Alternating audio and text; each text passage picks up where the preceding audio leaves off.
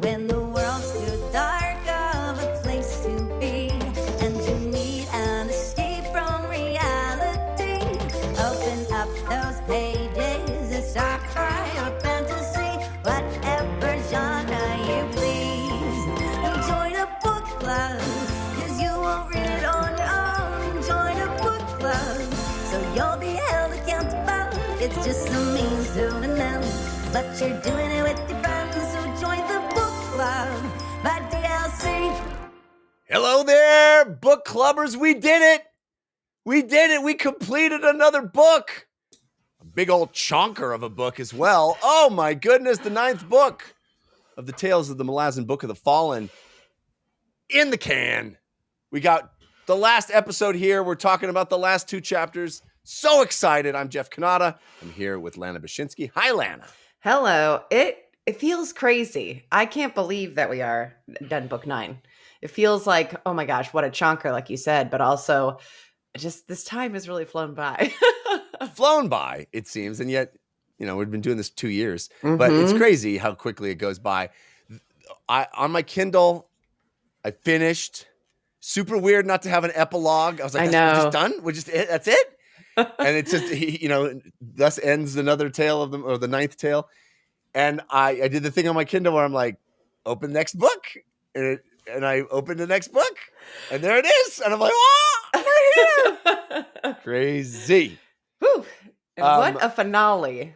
What a finale. We're going to get into all of it. And again, we haven't had a non-spoiler topic in like 3 weeks now. We're going to skip it again this week because there's just so much to get into. This is it. This is the culmination of Dust of Dreams. And, this book, of course, we knew from the outset, from the author's note at the beginning, is only one half of the grand finale. So lots of threads dangling, I'll say.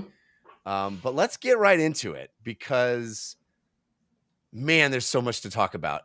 Spoilers starting now for chapter 23 of Dust of Dreams. I'm just going to say it, Lana. I think chapter 23 of this book is masterful from start to finish. I feel like unbeatable action. Like that, if there's something about Malazan, I'm going to sell it to somebody. Unbeatable action. These combat scenes are so spectacular. I adore them. Adore them. The structure of this chapter, the build, the way we start with Queen Aberstall telling this little anecdote, this fascinating anecdote about her uncle and this quirk of fate, this like Final Destination-esque quirk of fate. The anti-Korab energy. That's right. That's what happens sometimes. Sometimes you half a second either direction you would have lived, but everything conspired all around you. Million little coincidences happen, and boop, you're dead. And Queen Aberstall has spent her whole life just musing on that, trying to figure it out, just thinking like, man, sometimes you're just unlucky. Yeah, it actually haunted me a little bit. It's one of those things where you read it and you're like, yeah, that is the way of existence. And then I'm like getting in my car to go to the gym. Like, I hope I'm okay. It's just, it is so poignantly put in such a crazy tale, but it is not one that is disbelievable. It wasn't like, and then you got shot by a bolt of magic. It's like, it's so grounded. It's bees. Just like, yeah. I have this way home that I have to drive because my house is sort of in this little neighborhood that only has one entrance to kind of get into the neighborhood. And as you go into it, there is like an offshoot of a different neighborhood that also goes to the same stop sign. And it's almost never, there's almost never anybody there. And I stop at the stop sign, nobody there, and I go. But every once in a while, there's somebody, and they don't have a stop sign. There's somebody who and I have to wait. And I always think, like, what are the 4,000 little things that conspired to make us be here at the exact same moment? And I you want to roll over and be like, what are you doing? Yeah. Yeah, it's like that person, they had to go back for their keys, or, they took an extra second to tie their shoe, or I missed the light, or, was a little made slower. the light.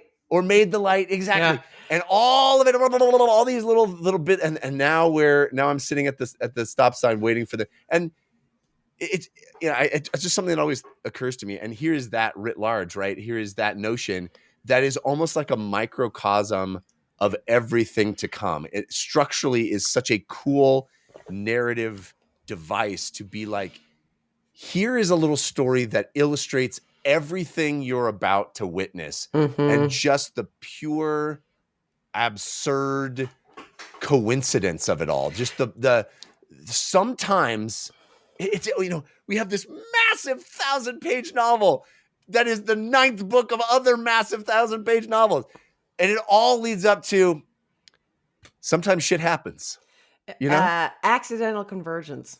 Unbelievable. Yeah. And what a cool notion, a way. It's like, sometimes we build up to this grand meeting of these things that have all been built to, and sometimes, as they say, as Erikson has characters say numerous times, it's just stupid. It's just the stupid wrong place at the wrong time. And I just found that to be so powerful and evocative, Anyway, I love that whole anecdote with Aberstall, and it's not just a sort of just a flourish. It's also used by Flash as a way to send a secret message, which is so rad. Flash knows that her mom was obsessed with the story. They have this shared understanding, and she's like, if I say the thing about Uncle Waspy Face, we're all gonna remember it. What is the most detail I can cram into, I'm picturing like a D&D sending, 25 words. You got 25 words. What's that? You probably too young to remember that old commercial for there's an old cell phone commercial where you have it costs money to send a message. So the guy gets on the phone and he goes, "How to baby is a boy." It's like, would you accept a collect call from How to Baby Is a Boy? I thought that it's the same idea where it's like, let's get it all in there very fast. Anyway, really cool way to open this chapter. Yeah, she knows it's bad, and she immediately, because Flash gets her that message, she understands what we're talking about when we talk about Uncle Wrong Place. And so she is off out of her tent, going to tell Spax. Spax is like, he gets a message from a messenger. He goes to the Queen. They both go to the parish camp. And Spax is like, I know what convergence is. I like, everybody's on this. I love how convergence is a sort of narrative device that Erikson uses over and over to great effect, but also the characters in the world have a sense of what convergence is. I love that layering of that. It's so cool. Yeah. And he's like, I get it, convergence. And the Queen is like, no, not a convergence. Stupid coincidence. This is random, dumb. This is not an intentional manifesting of powers and a bringing together of great sorceries. This is oh my God, we got to the stop sign at the same time. We made a wrong turn at Albuquerque. And I mean, just so funny where she's just like, no. I love power draws power. It's so cool. It's a cool concept. Anyway, they go up, they meet with Krugava, Tanakalian, and Gaul. And this is a really fascinating sequence because there's this notion of someone who's going to betray. There's going to be a betrayal. And Queen immediately turns and looks at Tanakalian like, who could that be? Yeah. Interesting. Yeah. So there's who's is there going to be a betrayal? Who's going to help who? Oh, should we even go into this war? And Aberstall says, I'm going. And Tannakalian's like, well, that's a bad idea. And Krugava's like, well, you should have stayed home if you didn't want to get your hands dirty. If you weren't ready to die. Exactly. Yeah. Yeah. Again, like an awesome way to just kind of leap into this chapter. There's already momentum and this sense of tension that is established just right off the bat. Mm-hmm. Then we get Kiss. Oh, sorry. Go ahead. Just before I get too far. And one of the other things from that, because I don't think we actually check in with her. It was like right before that we saw her on the boat. But Falash, in the sending, she also gets flashes. The queen gets flashes of being like, oh, and you are on the boat, like in the water. Like I think she gets the sense that Falash is in danger as well. Right. In her situation, which is, not for Dust of Dreams, but certainly something for the future. Yeah, exactly. Yeah. All right. So then we jump over to Kissware, and she sees this looming dust cloud on the horizon that looks bad.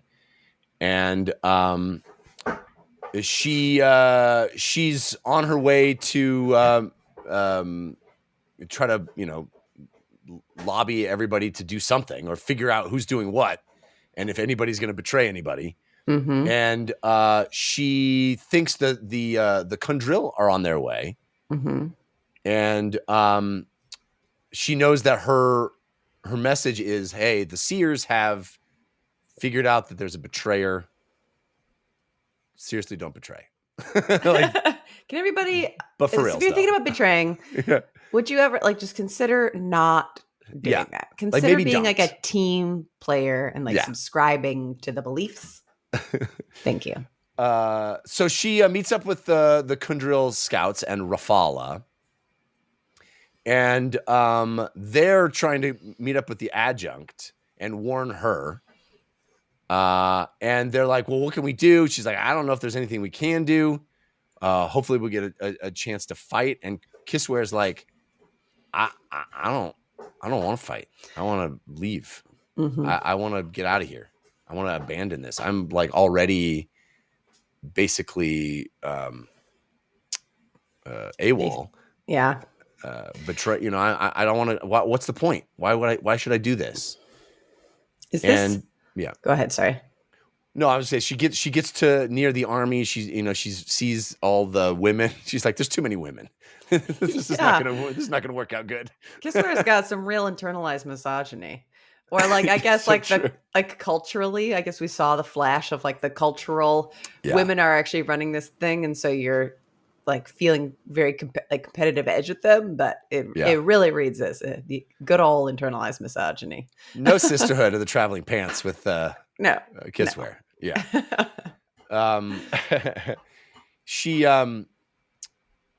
She's there she goes up to Krugava and the Queen and Tannakalian, and she's like, hey, I'm here.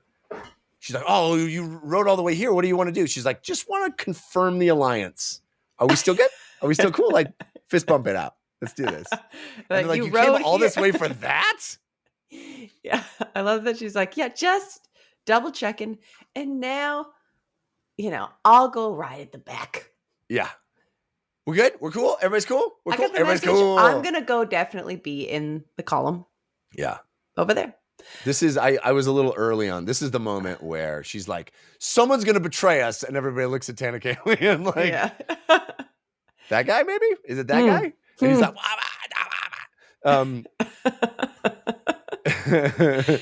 and then this is the scene, I think, as well. And sorry if I'm jumping a bit ahead, but I just loved it. Her being like, yeah, just wanted to check. That was what I was here for. Really important job. And I agreed with how important it was. Yep.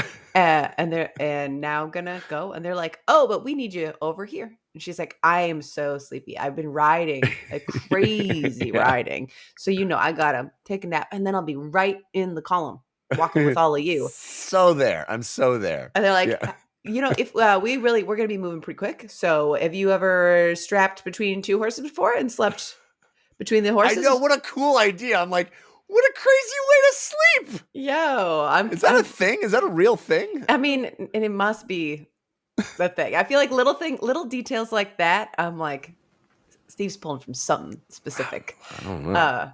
But like just I forget who it is she's talking to, who's like, yeah, I'll get you situated. Let's go this way. I think it's Gaul. And Oh, yeah. he's like, hey, so you look like a deserter, because what with the not wearing the military clothes and all, and you know that literally every single army will murder a deserter. Like if you're a deserter, there's one punishment, and it's yo head. And she's like, oh, these old things?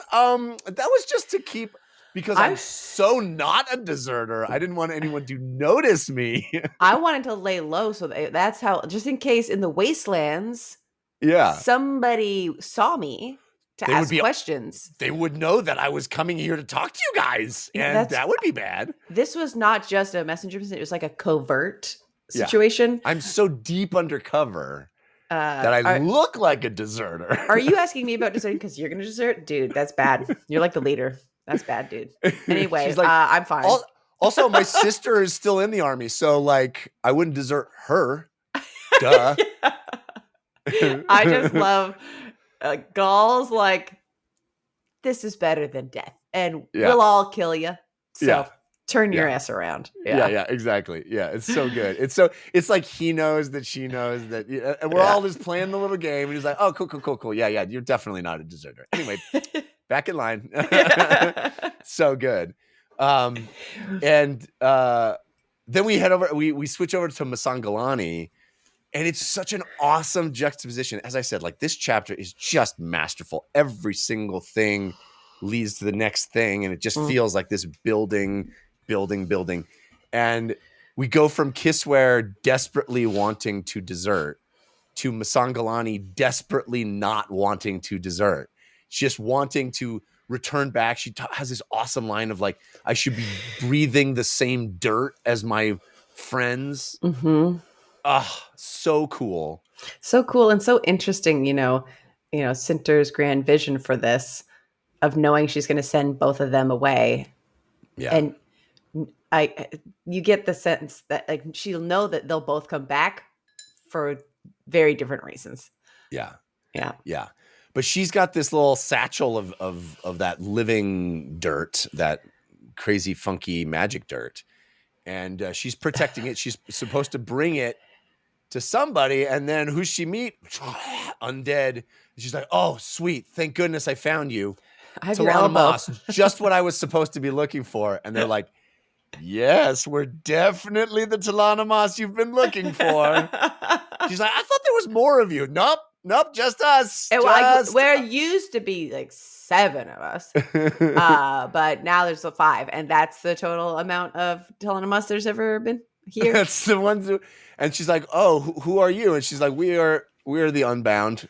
And I was like, oh no. Ruh-roh. I don't think it's explicit, but it felt to me 100% like she just recruited the wrong Talana Moss, right? I didn't get that sense. I think I got more the sense that they didn't they didn't know, but they knew that the living dust was Talana Moss, and they're like, we've had allies among the Talana Moss. I think the goal was, but to me it was like a bit of like a high risk situation that they were like, follow the dust, because she couldn't have been recruiting the wrong ones because she was following the dust. Well, but okay. But maybe. I don't think I could be completely wrong about this, but my feeling immediately was that she was looking for the 14 like Tools crew, because that's who they sensed was back in the world. And she found the Unbound are working for the crippled god, right? Yeah. The Unbound are Karsa Orlong's hated former gods, right? Yes. So these are not friendlies as far as I was aware. I've never looked at them as friendlies. I've looked at them, I guess, kind of as like chaotic neutrals, if I had to, where they're like kind of out for themselves. They are working for the crippled god, and so, but not necessarily because they're like, that dude rules, but because that's like how they have power. Was my vibe on it. My thought was that it felt like the wrong allies, but I also think that maybe it's like a little bit of a red herring situation because we know that Tool's out there. They know that Talana Moss are out there and that they've had Talana Moss allies and that I don't think they know any better. But I don't think she got the wrong ones because she's following the dust. Okay. And so the dust led her to the person who needed it. They're like, oh, this person's now complete. So it's not, she wasn't at the wrong spot for what she was tracking. Okay. I am not persuaded. I have a strong sense. It feels to me like the structure of this whole beginning is like all of these ways that this could have not happened. What's about to happen. Yeah. Like Kisware could have saved them. Queen Aberstall could have saved all these, like all of these almost save the day. In other novels, it's they swoop it. It's Gandalf coming down the mountain with the Riders of Rohirrim. It's all of the things that you get in other novels where it's like it almost was a disaster, but for these efforts. And it feels like this is another one where Masan Galani was supposed to give this thing to the right Talana Moss, and she didn't. But so you think there's another Talana Moss's that it's in a different Talana Moss's dust?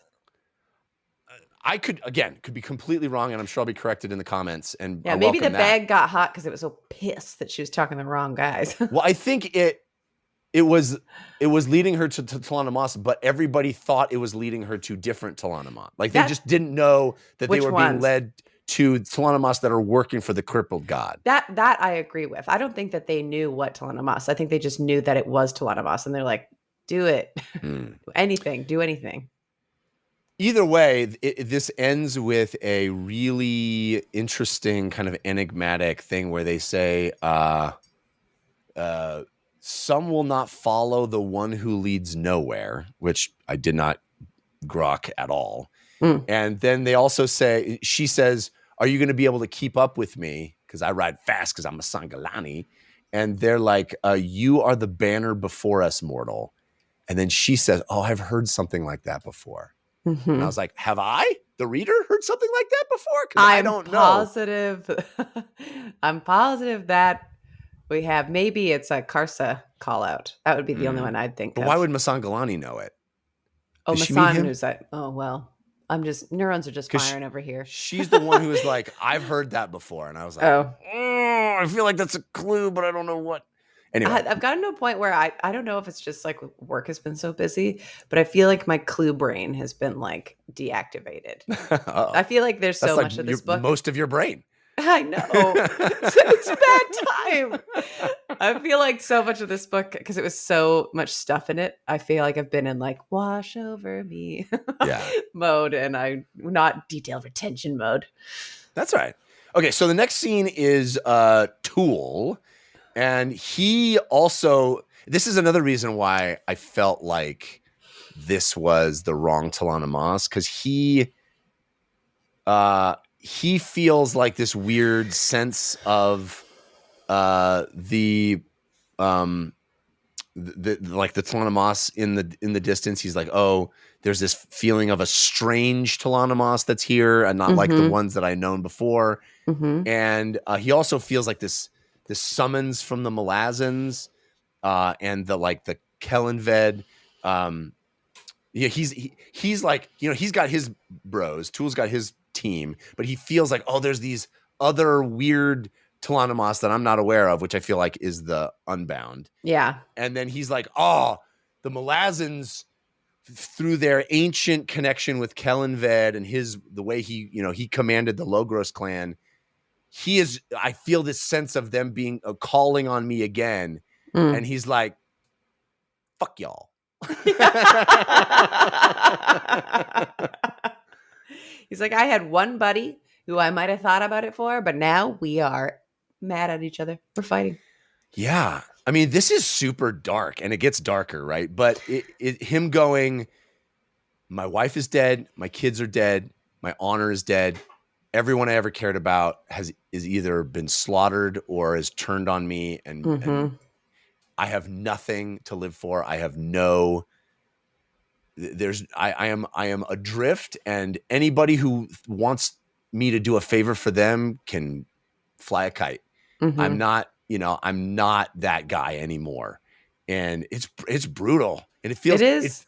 it's another one of those things that I feel like is set up in this beginning of this chapter of like, well, only if Onos had heeded the call, maybe things would turn out differently. A number of like, oh, it just might have worked out a little better. But instead he's on his revenge mission.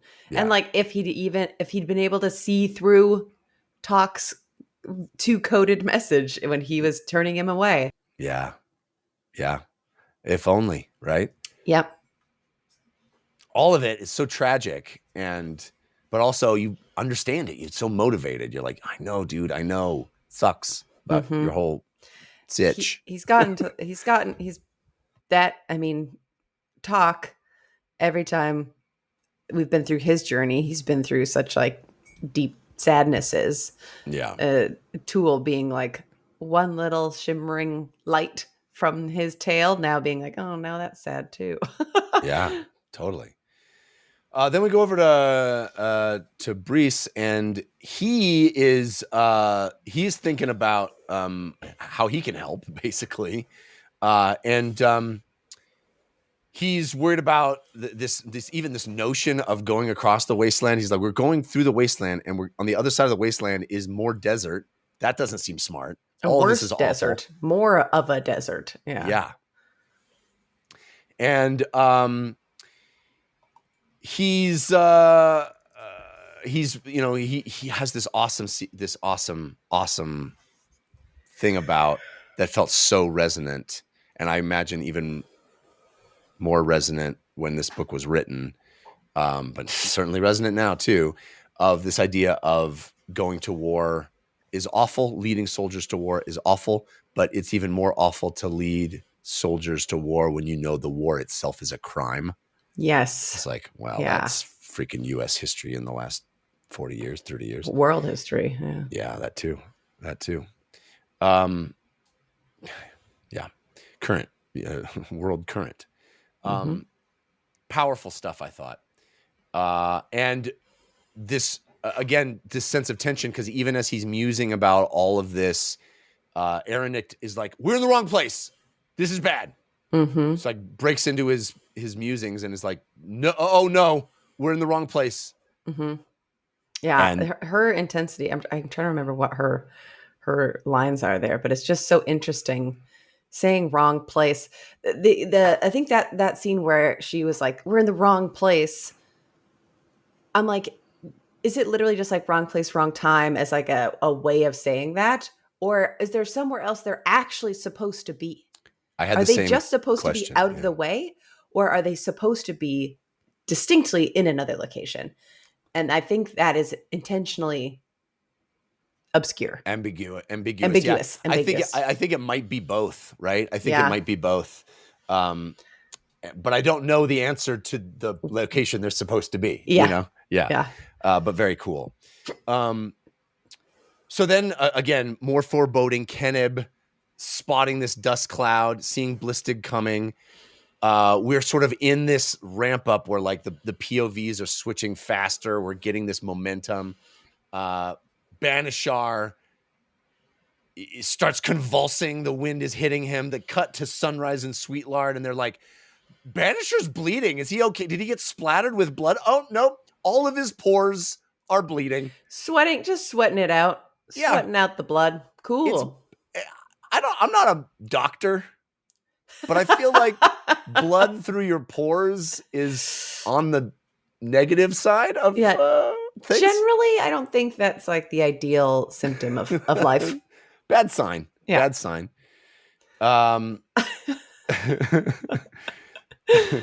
Then we cut over to Ruth and Good, who is a supreme badass, it turns out.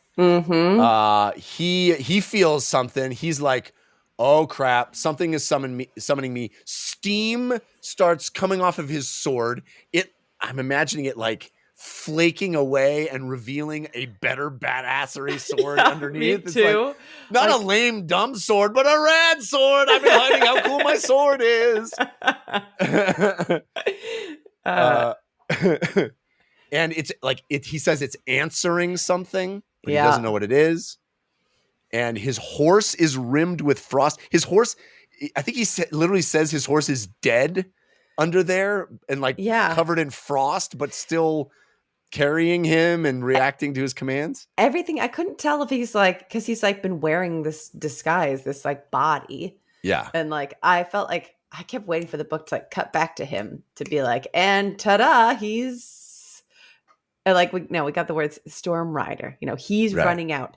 He's got his badass sword, which we know swords of the Storm Riders from Faradan sword. Right. I think she's got that sword. They talk very distinctly about like her sword being that her being on the storm wall, but him riding out there. And I'm like, was his disguise made of ice like that? Or is it like he is able to use ice magic as part of what he's able to do? I don't know enough about Storm Riders to know their abilities, but he is like, I'm sort of being called to, and as a result, my disguise is slipping no matter what. In order to sort of try and maintain my disguise, I'll just run ahead. I will stop. Try and stop the messengers who don't know they're already dead. I'm going to try and get out there and try and get ahead of this and stop people from like he's trying to stop what everybody is sort of sensing is this, or all these sort of magically inclined people are sensing is inevitable. Yeah, but also seemingly to hide, like because of his disguise. They're like, "What's Ruthin? He's crazy." Well, okay, so this is, I think, a real an enigmatic moment, and we're not quite to it yet, but we can skip to it because I think he's also not a Storm Rider. That's what I think too. Yeah, because he's like the Storm Rider crap. You know, it's like it feels like he took off the fake glasses and there was a Groucho glasses underneath. Yes, you know? Yeah. It's disguise upon disguise upon disguise. So he's like, I'll pretend to be a Storm Rider for a moment. And it seemed to me he was going out to show everybody just how bad it is. He's like, I'm going to go out and I'm going to show you that even a Storm Rider can't stand against what's coming, so that all of you realize it's dumb to fight. Just run. Yeah. But then he's like, I hate even being a Storm Rider. It sucks. It doesn't feel, he's like, it says it hurts. Yeah. Hold the shape. Yeah. So it feels like we still don't really know what he is. The only thing that sticks to me is that he's like some god doing godly stuff, or Forkulasail are only other known shapeshifters. That's my guess right now, is that he's a Forkulasail, but to what end I don't know yet. But the ice magic, like, is that ice? I see ice magic. I think Jaghead. Agreed. Yes, agreed. Icy magic is Jagged, so who knows? Who knows? Anyway, what an enigma. Yeah, but really awesome moment where he's just like, all right, here we go. I guess I gotta go. And then I love the idea also of him being like taking his glasses off and also taking the glasses off the sword. Yeah, exactly. Well, the sword kind of does it first. He's like, I guess this is happening. Yeah. But the last thing on this though is, if he is using this magic to like disguise, like, is the sword still a big part of it? You know, we have that one other significant sword that we've seen that's seen like the one-off sword from the Jan Tovis Inderig. Yeah, the Hust. The Hust sword. Right. Is this also a Hust sword? Is he secretly? I feel like there's like 10 possible threads of where I could see this guy being. Yeah. Yeah. Anyway, interesting. So yes, definitely interesting. We head over to Fiddler and Faradan's sword is like, hey, why are you getting all the soldiers lined up? It's just a foreign army. We sent emissaries. It's not fighting time. And he's like, it's fighting time. You don't understand. Your emissaries are already dead. Your emissaries are already dead. Yeah. Oof. And she's like, oh, she gets it immediately. Again, we're like momentum. We're popping through. Bottle is like, looks up in the sky. Something is big. He senses the same smell that he smelled from the tent that Stormy and Gester. Everybody being like, it stinks over here. Stinks like lizard oil. Yeah. And then he sees the emissaries get cut down. They're just eviscerated by some beam in sky. Sinter is then we cut to Sinter. She sees these this huge army of people that are the creatures that are, towering over humans, just like twice the size, thousands of them. The sky is swarming with flying creatures. She runs to Tavor. She's like, this is wrong. We got to go. We shouldn't even be here right now. Get out of here. This isn't even for us. We're just in the way. We're just in the way. And Tavor's like, too late. They're gonna cut us down. And she's like, well, what are they? And she's like, they're Kachain Naruk. Rut-row. Naruk-row.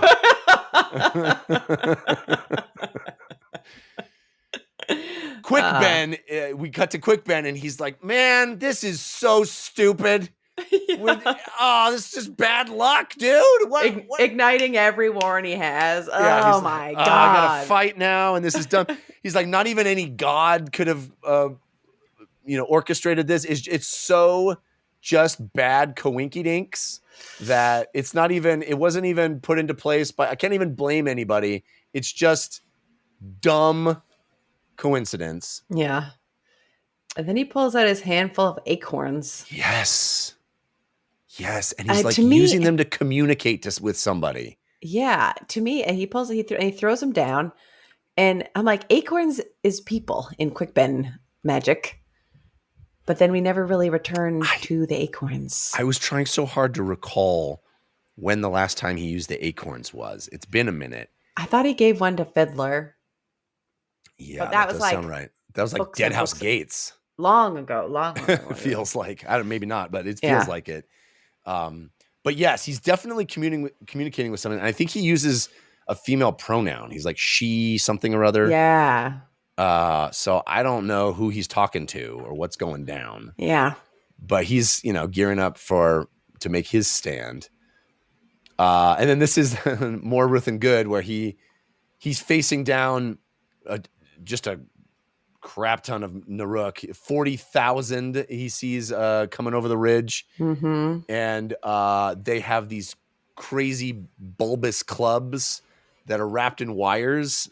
So rad. They're like they've got like sci-fi gear. I'm picturing them like lit up like lizard Imperial Troopers situation with the clubs and like the lightning clubs, basically. Yeah. And he gets in there and he's like, everybody watching me, I'm about to get pummeled. But then he's also like, I'm getting pummeled, but he's like killing them all, obviously, just super powerfully shredding them. So I don't know. I felt like it wasn't the most compelling argument.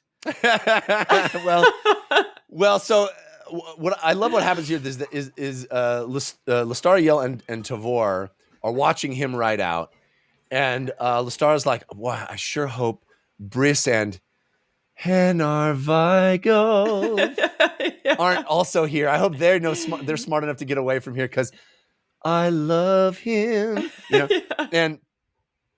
And then Keneb is like, I gotta stop that guy. That guy seems like somebody we need. I'm gonna stop him. He's like, gallop. Like, I gotta stop this Ruthen Good fella because he seems super powerful. He shouldn't be sacrificing himself all by himself. Mm-hmm. We're gonna need that guy. I love the idea that you're gonna ride out and be like, hey, come back. This direction, guy.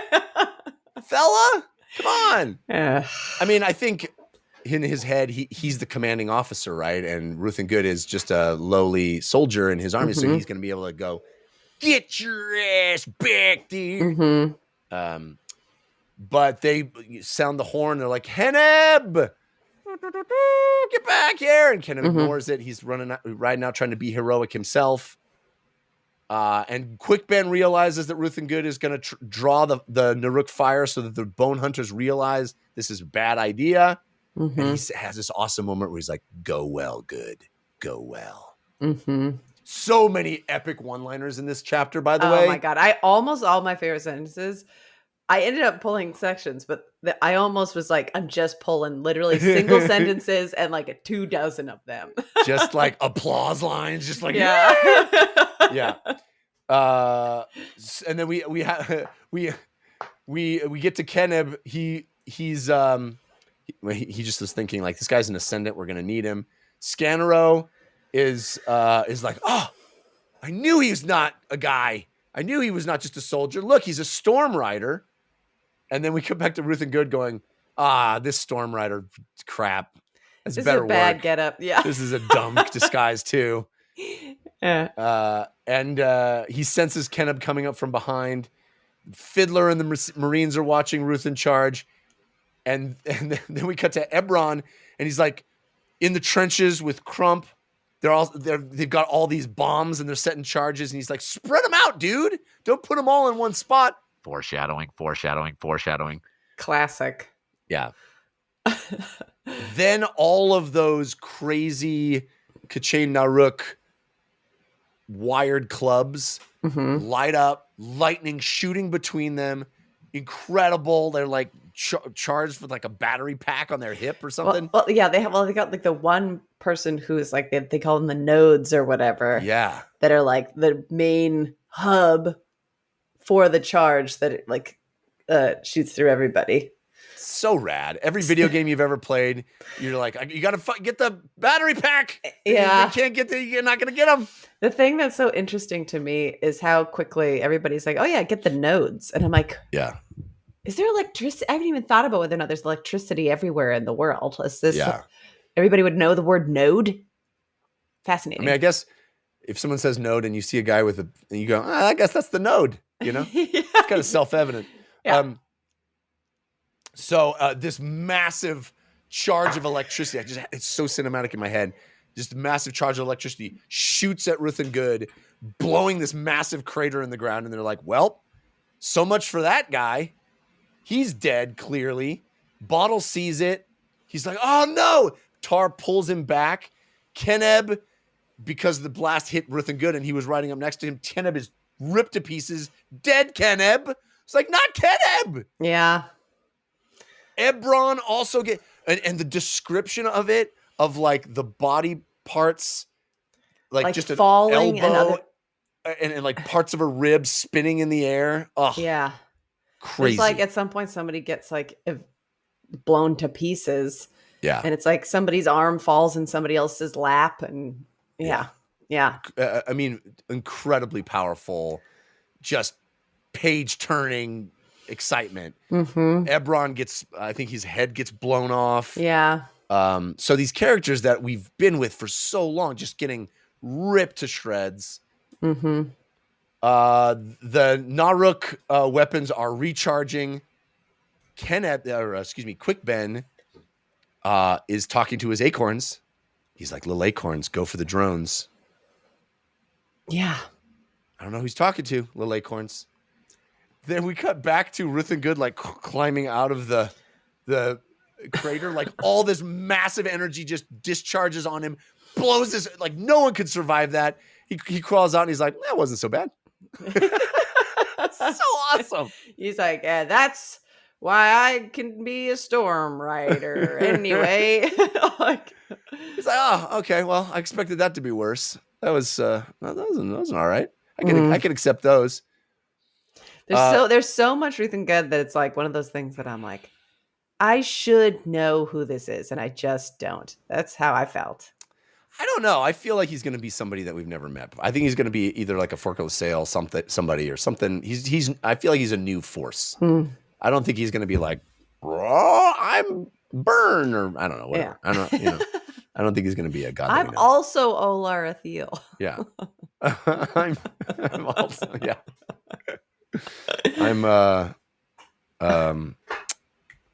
What's the main guy? The Cruel. It's Cruel. I was Cruel the whole time. Yeah. So Fiddler is like, hey, crossbows, everybody aim for the nodes. Korab is like, that gut guy is still alive. He's alive. Cut over to Hedge, and he's like, it's up to us, bridge burners, my bridge burner crew. Quick Ben has always had backup. He's never gone it alone. Guess what? That's us. We're the backup. The thumbs and also the bombs. Yeah. The blues, though.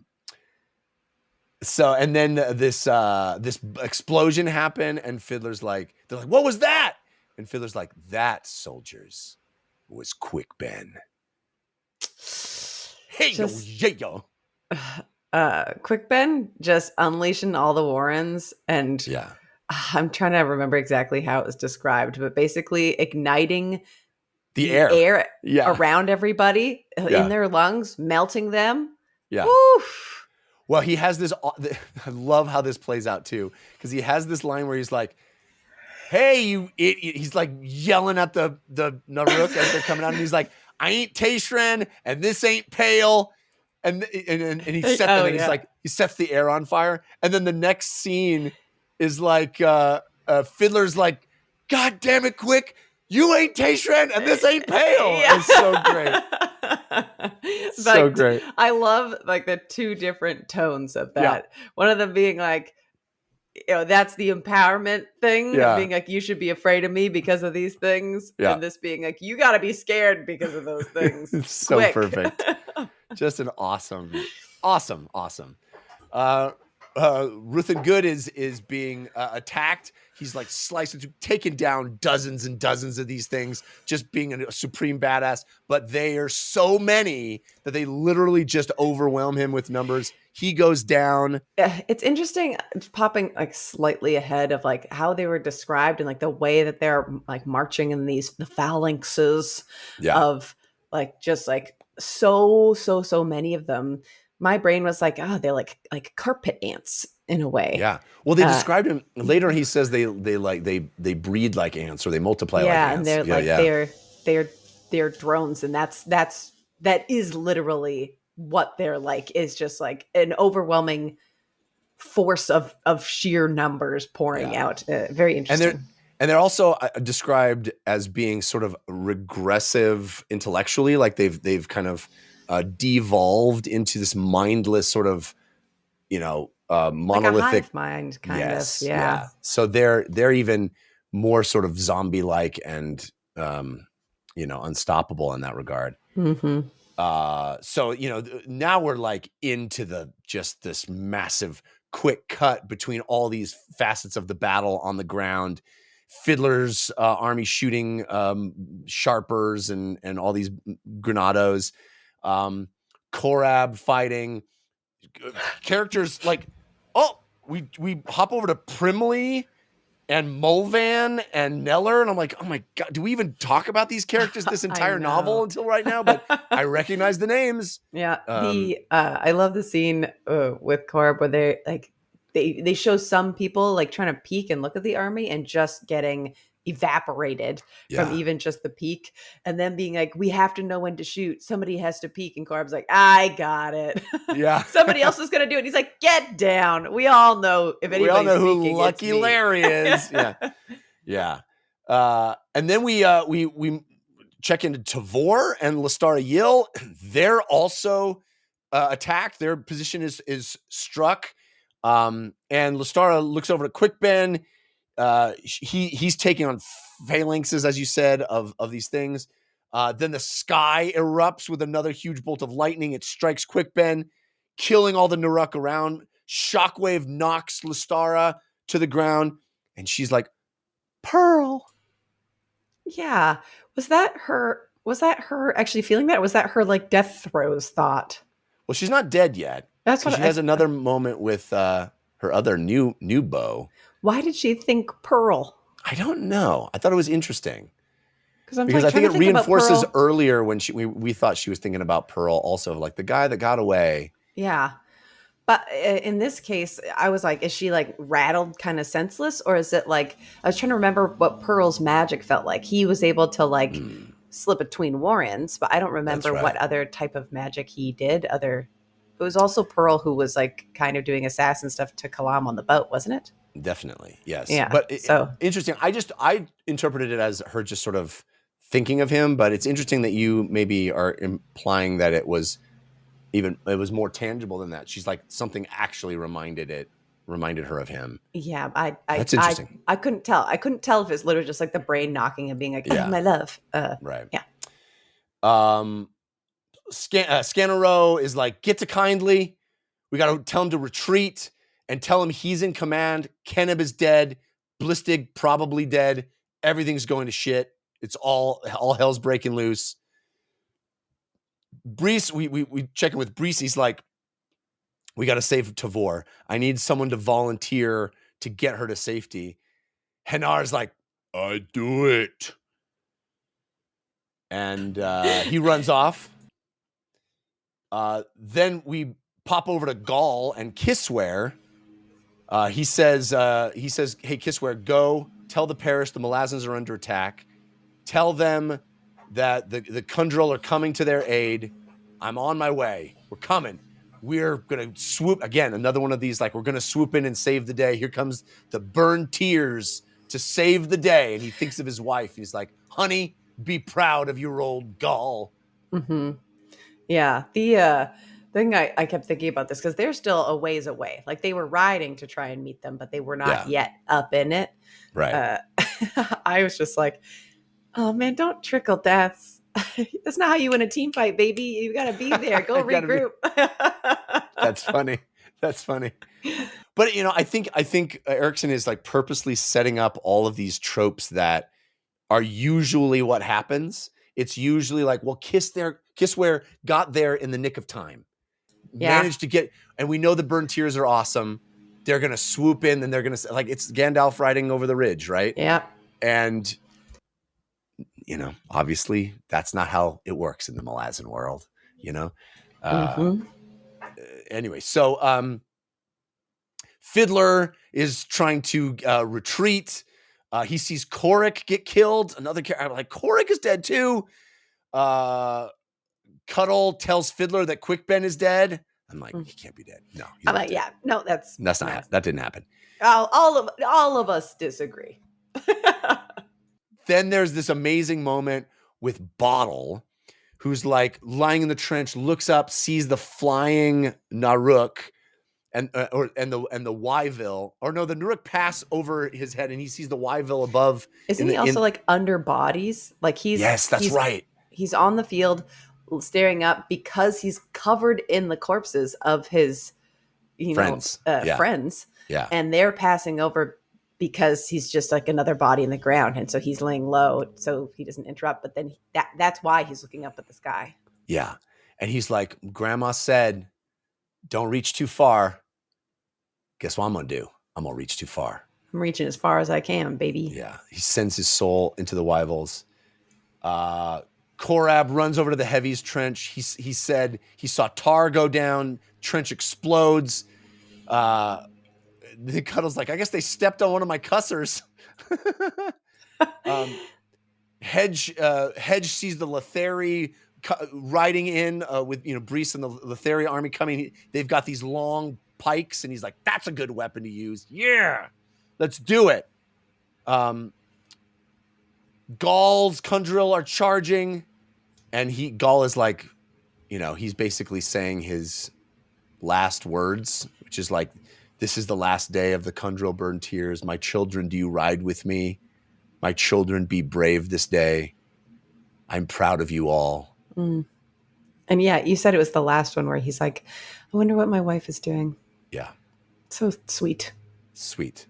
And we get Hedge's POV, and he basically just watches the Kundril burn tears ride into oblivion. It's like, here they were going to come in and swoop in and save the day, and it couldn't be farther from the truth. They're just decimated. Yeah, because they're also getting hit with not just like the clubs. I can't remember the word for them. Falchions. Falchions. But also like getting zaps from the sky, like the bolts. Yeah, we're really starting to see. We've seen a lot of the aftermath from like where these folks have passed over in the wastelands earlier, and we're seeing it live, and it's brutal. Then we have this amazing moment with Brees, who's charging the Letheri, and he's like, get at him, and he watches, and he's like, oh my God, nothing could stop these, and yet the Malazan have stopped the Naruk's advance. And he says, what manner of soldiers are you? So rad. I also, I forgot something that sort of was like the chorus as they were sort of realizing who their enemy was, that it also just put it into Malazans are badass camp, is everybody's like, what is this? They're not even human. They're not even human. They're not even human. And that sort of like building of like the lizards that we're fighting, just I felt like really added to this moment of the Malazans being like, yeah, we've seen something like it before. It's good. Yeah. We got it.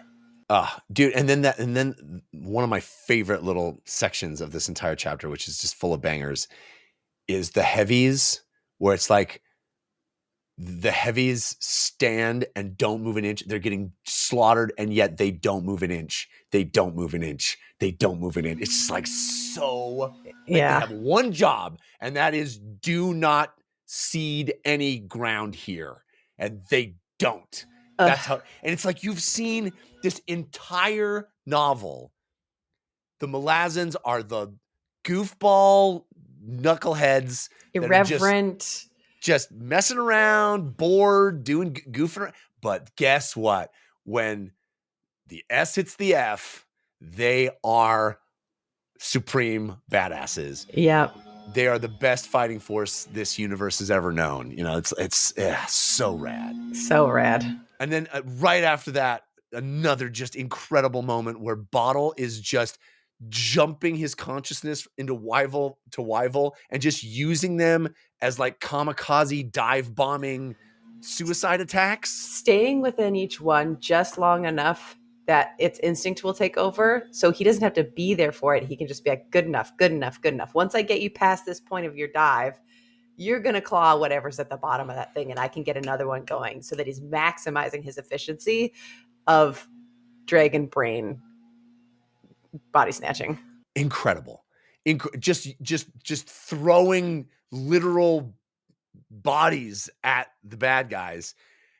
But also at the same time, it's shredding his mind. And you're just like, no, not Bottle. Don't reach too far, bro. Yeah. We check in with Herb and Hellion. Hellion also just turns it on and is now just got the battle lust just going for it. Hanar arrives to see Tavor and Lystara. Yil, maybe dead, possibly dead. Naruk are coming up. He's fighting them. Of course, he can't stand against them. We cut over to Lystara's point of view. She sees him badly wounded. 3 Naruk attacking him. He says, I'm sorry. And she says, you're not going to die. You're not going to die. And then it's just like crescendo after crescendo after crescendo. Bottle doing his thing and the heavies doing their thing. And then maybe the coolest moment of this entire thing for me, Lystara Yil being like, you're not going to die right now. I'm going to dance. Oh, yeah. I'm going to do something for you that I wouldn't do for anybody. Yeah. Ooh, be aware that I don't do this for just anyone. And she shadow dances, which, again, something that has seeded 4-5 books ago and we haven't talked about at all. But when it lands in that moment, it's like hairs on the back of my neck. Just stand up and applaud. I got goosebumps just thinking about it now. That's like, yeah, that's another one of those applause lines of like, yeah, do it. He doesn't even need to describe it. He just needs to say she dances. And it's like, oh, we know she's going to be taking out some Naruk, baby. Mm-hmm. And but we cut over to also Hanar is like, what? Yeah.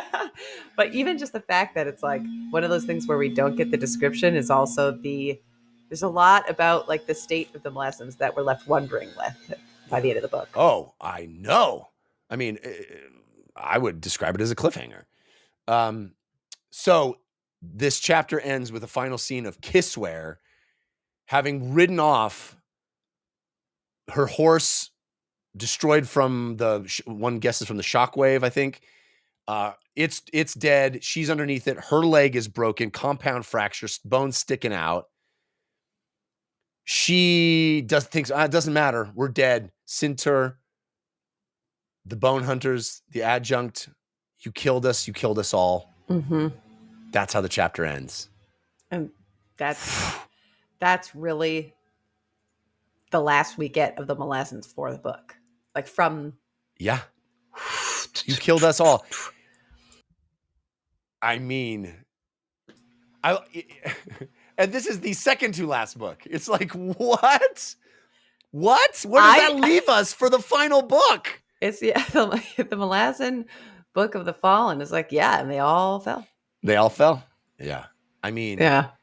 I do not believe Quick Ben is dead. There's no chance. There's gonna be something where it's like we dug a hole and there's something. Obviously, there's another whole book. The next whole book being only lizards, that would be staggering. Oops, all lizards. Final book. Oops, all lizards. I love it. Okay. So I don't know if you're like me, but I did not even pause 1 second to start the next chapter. Usually it's like, oh, that chapter's done. I can go do something else before I start the next chapter. Nope. Not this time, baby. We start with the final chapter, chapter 24. Noam Kala is waiting for Tool to make a decision. And she's like, this jackass, he's going to stand around and he's going to lose everybody. When is he going to finally I made a decision. It's funny. It's so funny. She's like in this thought process of like, this guy, he's going to squander. Everybody's going to turn on him because he just won't make a decision. And he's like, I made a decision. Yeah. And it's interesting because I feel like what she's experiencing there is even the sort of feeling that the Barghast were feeling about Tool. And it's like a mirror of that. And then clearly destroying Tool's not the same Tool that he was. That's right. Yes. And his decision being like, I've made a decision. All of your needs, bad. Yeah. My needs, good. Yeah. You come do my needs. Yeah. I don't care about anybody but me. And now I'm a new man. Yeah. Yeah. Who was selfless before, literally killing himself for everybody else. And he's like, nope, not doing that anymore. Learned from that mistake. Mm-hmm. And then we have the ding, ding, ding moment of Dust of Dreams where he says, all we are is dust of dreams. Yep. Dust of who we might have been and what we cannot help but be. Yeah. I think I pulled it because I was like, oh yeah, this you got it. She Noam Kala turns to dust. And as she does, Tool thinks of Talk. And he's like, oh yeah, we both are intimate with dust now. And he thinks about what the Tillamoos might have been and that she is kind of what they could have been had they not done the ritual. And he ends this last thing with like, Talk I'll give Talk nothing but silence and its torrid roar. Will you hear? Will you listen? Because I feel like he can sense that Talk is reaching for him. I couldn't tell, like it even said that he's like, I can sense that he's trying to sense me. Yeah. But no, we're doing the silent treatment. I'm mad at you. You didn't let me die. That's right. Silent treatment. All right. So then we move to Calith and Stormy and Gessler. And now we're into this, like we had the ground fight. Now we're into this incredible sky battle with these massive moon spawns, basically these giant sky keeps. That's the word I was looking for. Sky keeps. Ampelus rooted is now Ampelus uprooted. Hey, see what I did there? Yeah, because it's up in the sky. I loved it. I was like, oh, that's so sick. It can uproot, and it's like this lumbering giant battle fortress. It's fully operational, but it does look like a dragon in the sky. I was like, yeah, I knew it. Sick. But it's also like picturing like the glory of what it must have been before it became rooted, but now it's like limping along, effectively looking like this giant beast, but literally all the roots and things that it had physically grown over it from wherever it was planted. Like literally, I'm picturing literally tree roots trailing off of the back of this thing, and just like a cascade of dust and debris from its uprooting. Very, very cool. Yes, I'm too nervous to search, but I'm hoping somebody made some some fan visualization. art. Yeah. Yeah. Just what an amazing moment. And this entire battle is just so cinematic and visual in my brain. The number of times I keep thinking about the Broken Binding books and being like, "Ooh, the art in this one's going to be crazy." Yeah, totally. So another interesting insight here is that the matron is crazy, but maybe crazy like a fox, like a lizard, like a crazy lizard fox. In that she has literally gone insane. They are like feeding on her forebrain or something like that. So what I got was that she knew this fight was coming. She birthing this certain type of warrior that's like such a badass warrior takes so much that it will drive you insane. They're like 50 probably would have been enough, but she had 1,500. Yeah. And so she went crazy, but it was all to the purpose. And then other people saw that she was, or felt like she was slipping, tripping, and to sort of catch her unawares, they like ate part of her brain. Right. They literally ate her forebrain and have like are able to control her like husk of a body while she's still, because the matron is the one who apparently can control all of the actual pieces of the Sky Keep is what I got from it. Yeah, it seems that she saw one insane way to ensure the survival of her species, and this was the only way to do it. And it was literally the matron is a true hero here, I think, in that she's literally sacrificing herself for the future of her kind, and understanding that the Naruk are this sort of regressive, almost like this cancerous force on the Kachin Shamal as a species. Mm-hmm. And we have to progress beyond that. We have to vanquish them and move forward. And the only way to do that is to push myself beyond my own limits and lay the groundwork for a new path forward. And we'll get to it later, but the new path forward, I think, is very interesting, and how that means for them as a society. Yeah. Yes. And this whole sequence is really cool. Stormy and Gessler being their kind of knuckleheady broy selves and are irreverent, like pirates. Yeah, basically. Like the most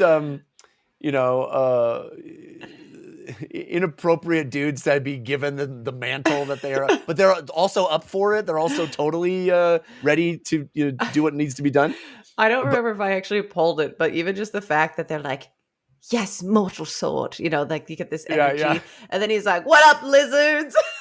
Yeah. Just the fact that he keeps just calling them lizards straight up. He offers them none of the same respect of vernacular. Yeah. I love it.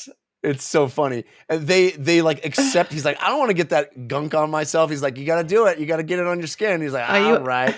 And it lets them communicate telepathically. Yeah, because Gessler's the resistant one. Stormy has kind of like accepted this about himself because he's had dreams for so long. So he gets the stank on him, and then he can do the telepathy. And so he's like having a conversation. Gessler's like, hey, you're talking, aren't you? And he's like, wouldn't you like to know? You can talk too. And he's like, I ain't getting this stink on me. And he goes, you got to get the flavor. Yeah. If you want to get this flavor, then you got to get like the flavor. You got to get the full flavs. And even you gotta go Cool Ranch, baby. Yeah. Even if it's like the fact that they're calling it the flavor, it's such a translation thing. Yeah. It's so interesting to hear him be like, in the writing, it feels like he's like, what are you talking about? And then the second he gets it, they're like, not only do they know the flavors, they know literally the names of all the different people, immediately able to see like how to command them, what their uses are. It is so, it's not like subtle, but it is not like pointed out. There's never a time that he's like, I finally understand this is this, and like laying it all out. Right. But the stubborn defiance, what's it called? The unwilling hero or whatever. Yeah. The reluctant hero. Yeah. And then suddenly just like having the intel and just acting accordingly was like such a beautiful switch that was so clear, but not overly pointed at as a part of their little transition. I just loved all of that swirling around in these first scenes with them. I totally agree too. It's a really sort of complex set of rules of how this all works. and it sort of feels effortlessly conveyed. There's no Yes. there's no grinding to a halt and being like, well, hey, here's how it all works. It's just sort of expressed naturally, and I think Erikson is amazing at that. But also this notion of Stormy and Gessler being these like at their core, just down in the trenches soldiers. Mm-hmm. And so when it's like, hey, you guys, there's all this, sci-fi stuff going on, but the task is lead an army to victory. And they're like, oh, okay, well, we know how to do that. Mm-hmm. That it's such an awesome thing where it's like, well, this is all crazy. I don't understand it. Oh, but wait, win a battle? Okay, we know how to do that. We can do that. And we're the best guys around to do that. So let's just do it. And we don't have to worry about all of the ramifications of everything because we are single-minded. We know we've been trained for this. We were born for this, Yeah. And I love even the nuance of them having the confidence that they can do that, or at least that they know the steps that should result in that. Yeah. But after they get, the telepathy stink on them, their ability to you're sort of unwillingly and willingly sharing your mind in a way. Yeah. And the seeds of doubt that are naturally, I think, in anybody in a leadership space that are like, oh man, this is brutal though. Like we really don't know. Look, that looks crazy. We could all die for sure.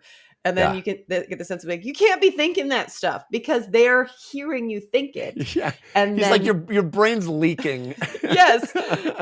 Stop leaking that awful thing. He's like, get out of my head. He goes, no, I'm not in it. You're leaking. Yeah. But that need to like keep it together. And even though you feel like it's in this case, it's not like imposter syndrome, but like the realities of any battle is like, yeah, we really don't exactly know what they could do.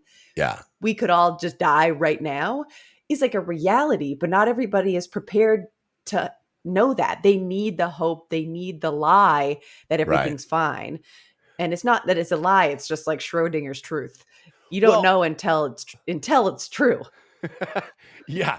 So the other thing that's I think really cool is that for all that, what is happening at the base of it is they are being this massive inspiration to the Kachin Shamal. Like that they are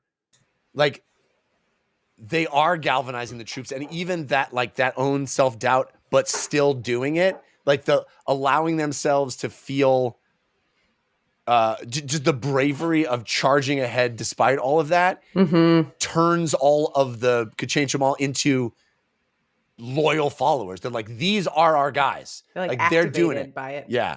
But then interesting because I feel like Caliph sees the doubt and he's like, you're lying to us. There's no way. You're just two guys. What? It's like her being like, these are the right ones, but nah, we tried. It's over. Yeah. She's ready to give up. It's awesome. Because we have Garul POV where Garul is like drinking the Kool-Aid. Garul is like, yes, preach, Stormy and Gessler. We got this. We're gonna do this. They believe that we can actually win. And this is what makes humans amazing is that they face overwhelming defeat. They're underdogs, and yet they still have this weird belief that they can win against all odds. Yes, we need that. Cut to Caliph, who is a human, going, I just want these guys to die. I hate them. I want them to die. Yeah. So we're sort of talking, it's tough because it all kind of blurs together. So we're talking like very broadly about all of I think that's fine for this section because it feels that way to me. Yeah. But one of the things about the Garul thing that's interesting. So the interesting piece is that Stormy and Gessler kind of getting acclimated to their new brains and their new ability and the realities of their command. There's a conversation that I forget if it's Stormy or Gessler. Really, apologies for who sort of does what. I want to say it's the mortal sword. Yeah, well, that doesn't help. Gessler. Stormy's the shield anvil. Shield anvil. But he's like, you gotta do mortal sword stuff. You gotta be asking the questions. And he's like, fine. And so he's like, get me Garul. And they're like, we actually don't know if Garul is still alive. He's like, he's still alive. Oh yeah. I need him. And so they are able to just like, brain lance wherever he is because they need his eyes to scout the battle for him because he's like their one eyes in the skies guy because the other Chagall assassins, well, he's like the only one, right? Yeah. I'm so glad you brought that up because it's such an amazing. It felt to me like fantasy command center. Like they're in the command center. They're like, okay, give me the radar. We got the jets in the sky. Give me the camera view from up here. It felt very much like this kind of modern military command center where like Stormy and Gessler are there pushing the buttons, leading the things. But it's fantasy version. It's telepathy and seeing through your eyes. And it was so rad. And that moment where Garul is like, I'm going to stay up here and I'm going to fly around until the very last second that I can. It's like, so rad. Yeah. And he's like, line went dead. Telepathic line went dead. Are you there, caller? Hi. Are you there, caller?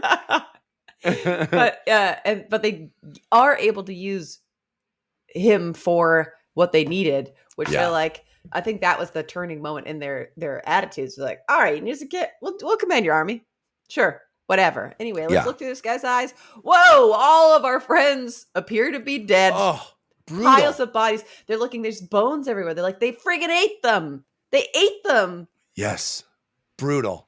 It's like, well, let's check in and see how the bone hunters are up. Well, that's not good. At least 100% less hunting. Yeah. 100% more bone. Brutal. But I also love their camaraderie of like, okay, if we're going to do this, then you got to do the ground attack. I'll do the air attack. Then like, they're just awesome at it too. Yeah. But in the middle of all that, we also have a moment where, another brutal moment where we cut over to Strahl, who is leading the Sinan out. And he's like, I don't want to fight any of these lizard boys. I'm here to fight bone hunters and Malazans. Like, let's just do that. And he turns around and Tool slices his legs out from under him. And he's like, what, dude? I believed in your cause. And Tool don't care about that no more. And he's like, war leader, please. There are children. There are innocents. Tool don't care about that no more. Brutal. Then we cut to Noam Kala, and she's like, I want no part of this. We're literally slaughtering children now. Now we're children slaughterers. I want no part of this. Again, resonant. God damn it. Resonant with what's happening in the world right now. This very second. This is a crime that would poison every soul, she says. We are now, what have we become? With the Tilanamas are just the murderers of children. Slaughterers. Brutal. And then, again, back in with Stormy and Gessler and Kaelith. We kind of covered all that stuff already. And then, we get more of this incredible imagery, just beautifully written action of sky keeps exploding and things tumbling and all this carnage in the air. And then we have a new sky keep arrive on the scene, piloted by Ikarium. Yeah. So there's a few things that lead to like the battle that is like so epic. Stormy and Gessler, just awesome. And they're like, we got these lizards. You go in and slice the lizards, and then the sky keeps, of which out of the warren that they're running into, like that dark sky, the storminess, it's a maw of a nasty warren where these guys are pouring out of. Guess what? They got more sky keeps where that came from. This thing is going to keep pouring out battle gear until they try and do something about it. But more sky keeps pour out. They're like, oh, we're in trouble. And they start zapping Amplius Rooted, that the first dragon-shaped sky keep for the Kachin Shamal. So that's out there, and just the debris from them shooting that thing down, because they care about killing the matron, which is like, the head of the line, their future and their past and their future. And that's raining enough debris down on that's going to kill all the soldiers. So they have to sort of scatter and just try to engage as hard as they can to close in to sort of catch them unawares, because they're not good close fighters. They can't deal with them when they're in their face, and they got to get out from under the skykeeps. They have so many more skykeeps, and then there's the constant repositioning of like diving in, and then there's so many of the other short-nosed Kachin Naruk running around and encircling them, and like, we are in so much trouble here. And then the Akarium skykeep comes out of the descends out of more clouds, being like, "What's that over there?" And he's like, "I got magic galore, and my skykeep is fresh." Dude, his line, I don't know if this is one of the ones you pulled, but his line is, strangers, you bring pain, you bring suffering, you bring to so many dreams the dust of death. But strangers, I am Akarium, and I bring far worse. Oh, I pulled his whole little section in there. Boom! Boom! Yo, he that life stealer, but he's only life stealing the baddies. Incredible. So we have Kalis is watching this new keep show up. Excuse me. It's not controlled by a matron, but it is controlled by one who has walked among the Kachin for a long time. Interesting. Awesome. They are taking down keeps. Ikariam, though, is not having an easy time of it, getting battered. He has this whole sequence where he straight up talks to the Feather Witch and some of the others, and his brain ghosts. Yeah, and Feather Witch is like, you know what you're going to have to do.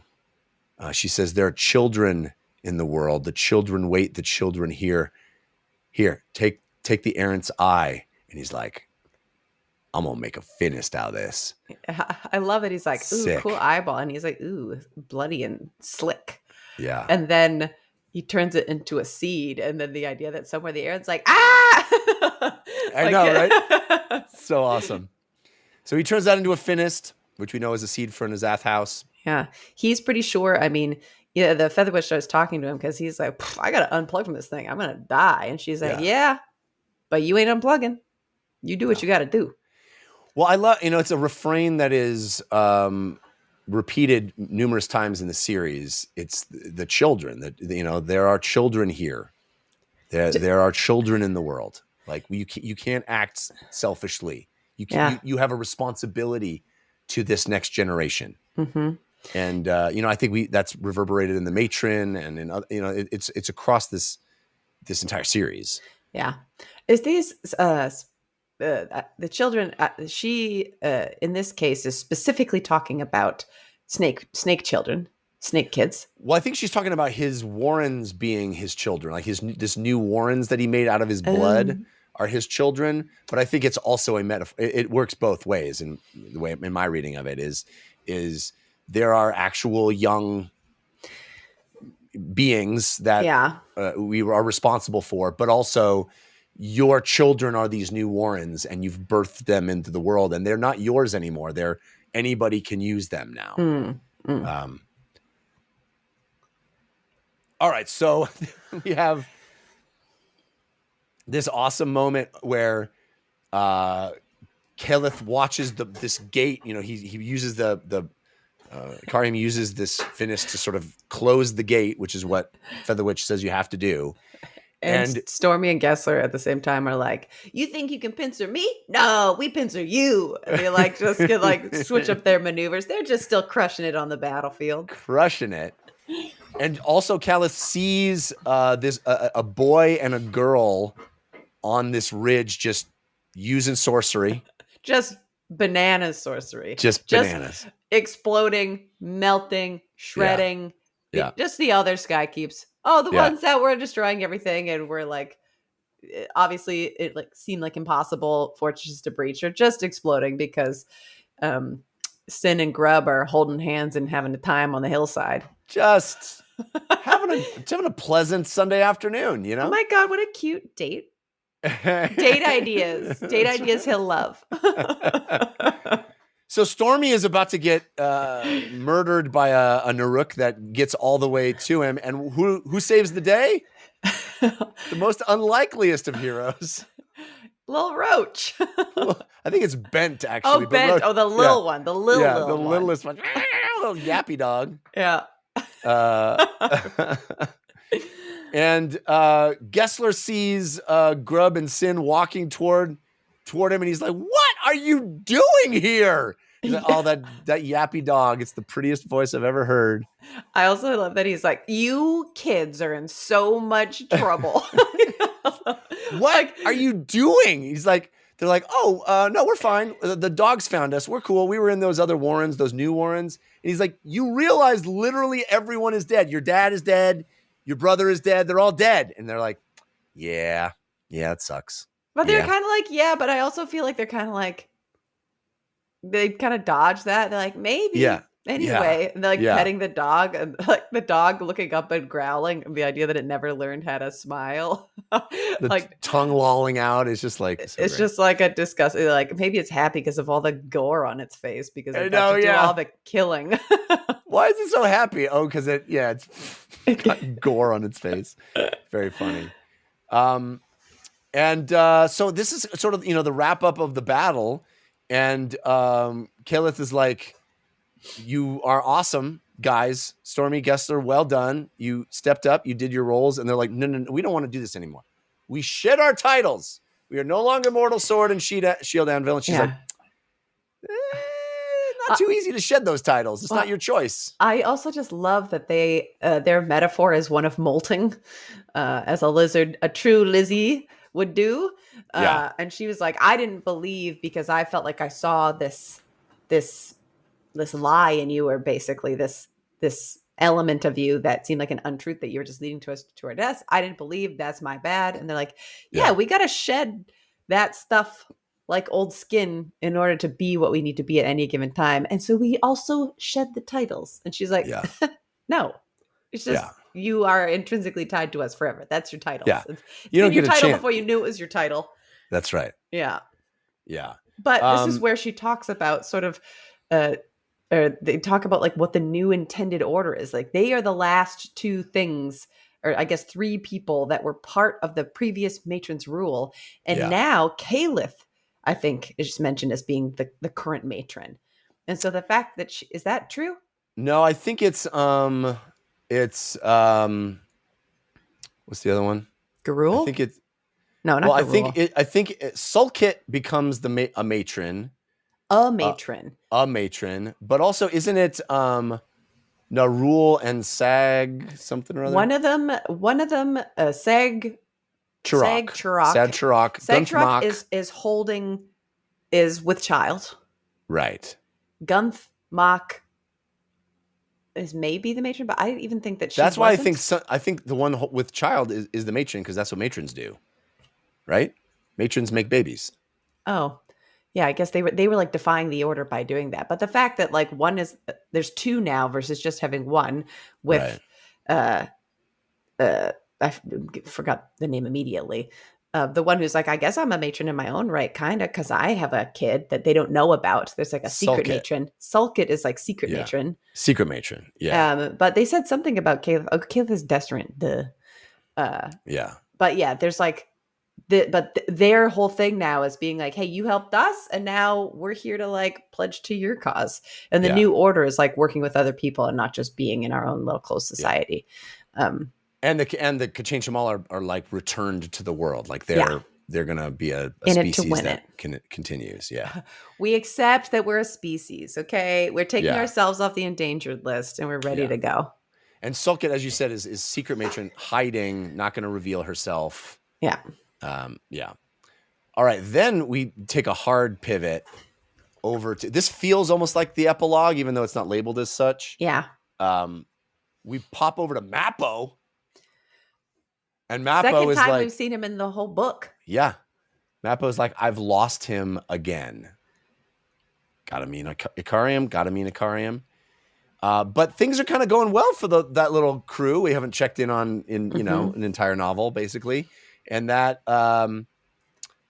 Gruntle is like taking care of the little kid. And Faint is like, Gruntle should have been a dad. The world lost out on him being a dad. He would have been a great dad. But maybe I just think that because he's so handsome. Yeah. Maybe he'd make me a mommy. Yeah. And they see Torrent approaching them. So Torrent's going to hook up with that crew, one assumes. Yeah, and I love that Satak's like, hey, I know that guy. Yeah. And then that must mean Olar Ethiel is close at hand as well, which is not mentioned. But no, she says she appears beside Talk, and she says she calls them all fools, and she says I have this amazing line that I almost pulled. Beside Talk, but is Talk with the caravan? He's not. No, Torrent is with the caravan. Yeah, Talk but Torrent sees them from afar. Right. So she's nearby, but the caravan crew doesn't know that Olar Ethiel's with Torrent. No. Yeah. No. The Talk and Olar Thiel are like watching from away, and she's basically like, yeah, the Telanamos were always the slayers of children. That's what they do. That's what they're just returned to their normal behavior. That's who they are. They've How do you like your friend now? Yeah, he's pretty awesome guy, huh? Killing babies. And he's your true brother, which I thought was interesting. Mm-hmm. Well, I thought that she maybe said that because they're both dead now. Yeah, so there's a lot of like embracing dust, and now you're both dead. Yeah. And she says, he says, I am a ghost, a memory. The dead have found me. I have found the dead, and we are the same. And she says, well, where will you go now? And he goes, away. Out. Going out. Yeah. Don't worry about it. I'll be back later, Mom. And then we cut over to Hood, who is sitting on a frozen throne. That icy body that we saw. Yes, the one that we passed by. Guess who it was? It was the real Hood body. His corporeal body. So we've heard him described as having tusks before. I think it's confirmed now he was a Jagged before he became Hood, the god of death. And so it starts steaming, the ice starts cracking, he is thawed, and a bunch of Jagged are the 14 Jagged are standing around, and they're doing their normal, like, best studio audience ever, just laughing at every gag.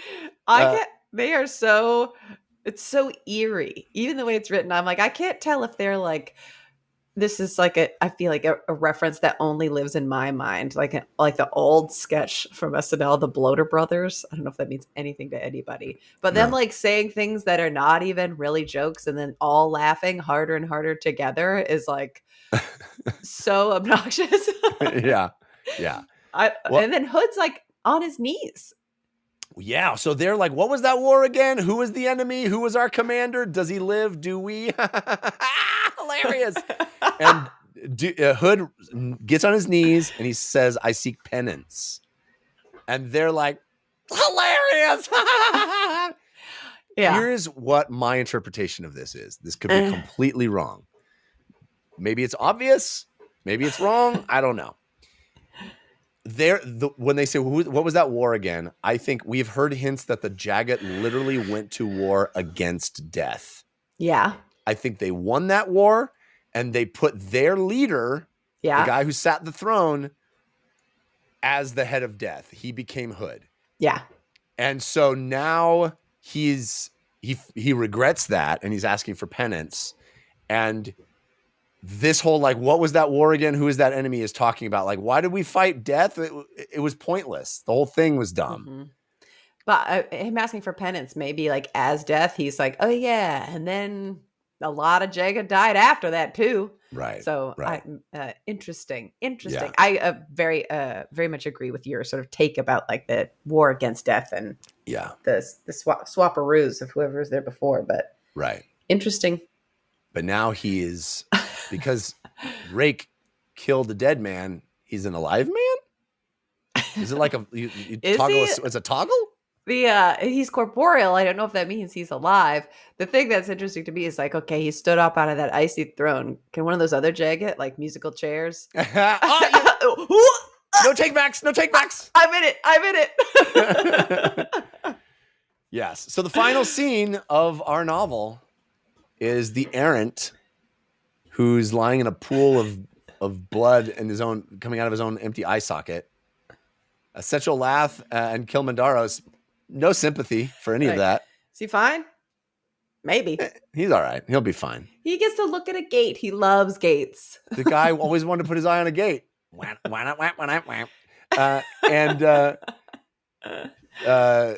Kilimanjaro says she's ready to free the bitch. Anyway, ready to end the world? And then why not? Why not? That's how this novel ends. Ready to end the world. Why not? Thus ends the 9th tale of the Malazan Book of the Fall. I'm like, pretty fun. Woof. Woof. Why not end the world? Dun, dun, dun. Can you imagine reading this at publication and being like, well, I can't start the next one for a year I would or whatever? go crazy. Woo, doggies. Doggies.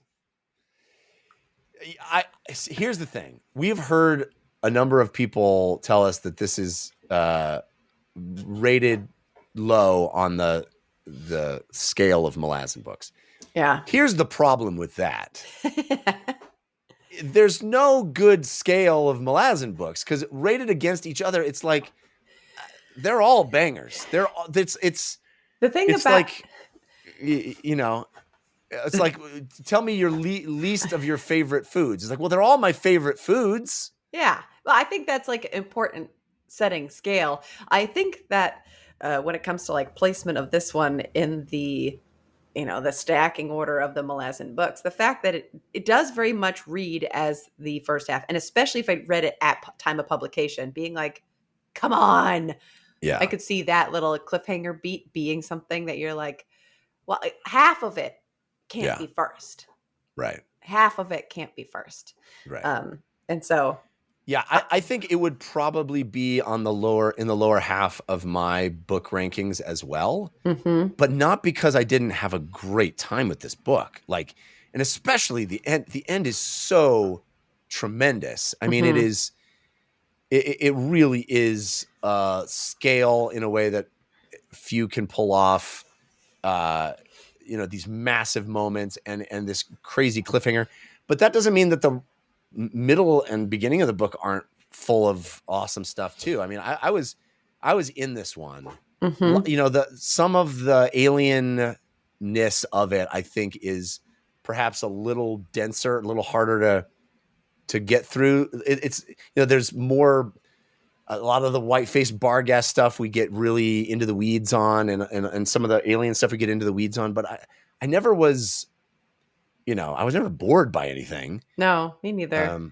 And I think that's like the import, like no matter what to the ranking order is like, well, the ranking order starts at, I love it. Yeah.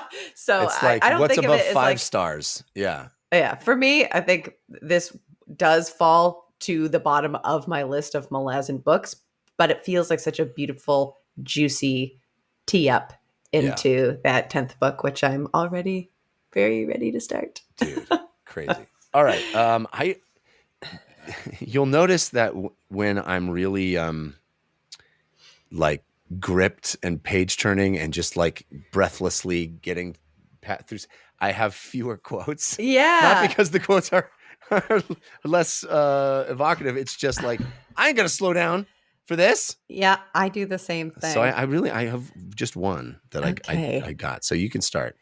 Okay, I will start. I'm going to just pull 2, mostly because we're running up on my time. Oh, that was the wrong one. I'm so sorry. See, this is where your take a photo of your Kindle technique. It's, you can't hear me? I can't hear you. Are you muted? I'm muted. Yeah, I was just teasing you. I was saying, look, I'm ready right now with my picture on my phone. I'm sorry. Do Um, you want me to just do mine? you just do yours. Mine is All right. so slow. Okay. It's okay. This is Calith's. I don't know if it's Calith or Calith, whatever. Mhm. I keep going back and forth. This is her sort of cynical look at the world, but I also found it powerful. I want a world without soldiers. I want to see them all kill each other. I want to see kings and generals standing alone, not a single soul within reach of their grasping claws. No weapon to back their will, no blade to sing their threats. I want to see them revealed for the weak, miserable creatures they truly are. What can bring this about? How do I make such a world? Spirits bless my ancestors, I wish I knew. She'd lost her Mabe, her clay vessel awaiting her soul. For her, death was a nightmare she knew was coming. She had no reason to dream of any future. In this, was she not like those caravan guards? Was she not the same as Gessler and Stormy? What did they see in her eyes? I am a destriant, and yet I dream of betrayal. When she looked upon the Vigath, the echoes of their agony of birth returned to her, the terrors of the womb. They did not deserve what was coming, and yet they longed for it. Could she steal them away from this day of dying? She would. She'd lead them instead against her own kind, a holy war against the soldiers of the world and their masters, leaving only herders and farmers and fisher folk, artists and tanners and potters, storytellers and poets and musicians. A world for them and them alone. A world of peace. Oh. That was one of mine too. I'm glad that you went first. Sorry. No. Heartbreaking. Yeah. Heartbreaking. And man, what if only we could, right? If only we could. Yeah. And even just the idea of being like, oh, I can't wait for everybody to die so that we have peace. It's like, we it's have so to kill dark. off the killers, Yeah. right? Kill off the killers so that we can live with just the people that want peace. Yeah. I was gonna maybe I did pull a Karim's thing, but I only have time for one. So a Karim's one is so good. I know somebody in the comments and in the Discord is going to have that one pulled for everybody because it is show stopping. But I have this moment instead where we're flying around in Garul's head, where he's having his thoughts about the battle, and then Gessler says, "What's up?" Doubt swirled around the red-bearded one, the shield anvil. His heart was vast, it was true. He was a thing of sentimentality and compassion, so contrary to his bestial appearance, his simian fire. But such creatures were vulnerable. Their hearts bled too freely, and the scars never knitted true. It was madness to embrace the pain and suffering of the Kachain Shamal. Not even a matron would yield to such a thing. The mind would howl. The mind would die. No matter. He was but one mortal, a human at that. He would take what he could and then fail. Falchions would descend an instant of purest mercy. Enough of that! And I don't give a flying fuck for all your miserable thoughts, assassin. I am Gessler, your mortal sword. On the morning to come, on the dawn of the battle, you will be my eyes. You will not flee. I do not care how nasty it gets up there. If you ain't looking like a pigeon that's gone through a windmill by the time we're all done, you'll have failed me and your kin too. So don't even think I hear your words, mortal sword. You shall have my eyes. More's the pity. So long as we're understood. Now, what should I be expecting when we sight the Naruk? And so Garul told him. The human interrupted again and again with sharp, percipient questions. And it's the shock of his power, which had so easily torn through his defenses to plunder Garul's mind, slowly faded to a welt of indignation. The Chagall's esteem for the mortal sword grew. Grudgingly, half in disbelief, half in resentment, the assassin would not permit himself the delusion of hope. But this man was a warrior in the truest sense. And what is that true sense? Why, it is the insanity of belief. And now you make us believe with you, and in your madness, which you so insist upon sharing. You taste bitter, human. You taste of your world. So good. I love it. Him just love being how- like, go ahead. No, you. Just him being like, yeah, these guys are something, but like, there's no way. And they think they could do this job. They can't. They're humans. They're puny. And then like the drill sergeant cutting in and being like, enough of that. Shut up. He's like, Listen to I me." hear you. I can hear everything you're saying. I also love this lizard creature describing him as simian fire. It's like, Yes. these like apey creatures. They're so weird. Very funny. Amazing. Amazing. We did it. We completed the 9th tale of the Malazan Book of the Fallen. Thank you all for being with us on that journey. What a great time. As is the norm, we will take a week off between novels, and we will also reach out to Mr. Erikson and invite him back to discuss this one. So I will be doing that shortly, and we'll figure out how that timing all works out. But you can guess it'll be about 2 weeks before we actually do an episode on the Crippled God. But man, I'm so excited. Very excited for that to start, and excited for you all to be there with us. Woo, doggies, Lana. We're in it. We're in it. Final book of the 10. Ugh. Excited. Crazy. End of an era. Yeah. Well, not yet. We got one more to go. One more to go. We will see you soon, folks. Hope you get a chance to dance in the meantime. When the world's too dark of a place to be, and you need an escape from reality, open up those pages, it's sci-fi or fantasy, whatever genre you please. And join a book club, 'cause you won't read it on your own. Join a book club, so you'll be held accountable. It's just a means to an end, but you're doing it with your friends.